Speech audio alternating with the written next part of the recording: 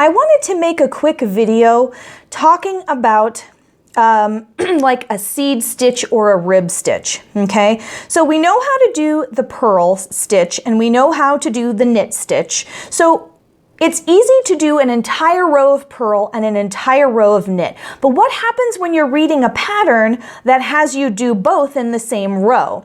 If you are a new knitter, nobody ever tells you this, and nobody told me this, and so of course it made a big mess for me. So let me show you first what I did wrong.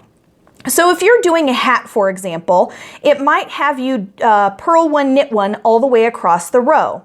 So here I'm going to do a knit one, and then I'm going to do a purl one,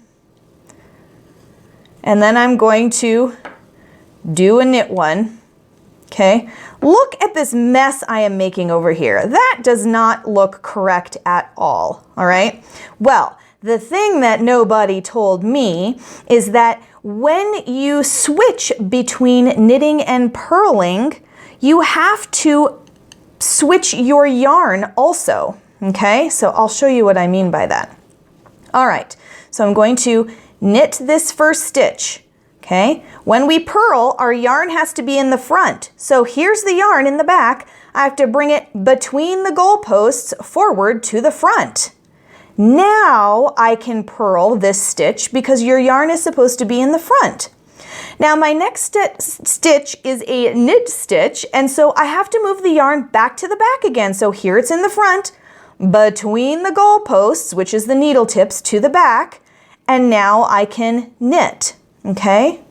Now again, bring to the front and purl. So a lot of times people will avoid making projects that have a whole lot of ribbing in them because it's almost like an extra stitch to bring that yarn forward and then purl and then bring it back to the back. So it does take a lot of extra time to execute this.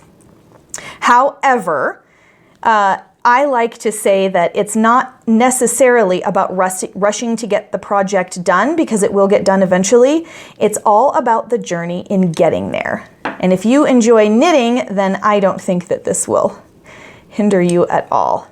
So I'm going to go all the way across, and you can see I am moving my yarn each time. The last stitch is a knit stitch. There we go.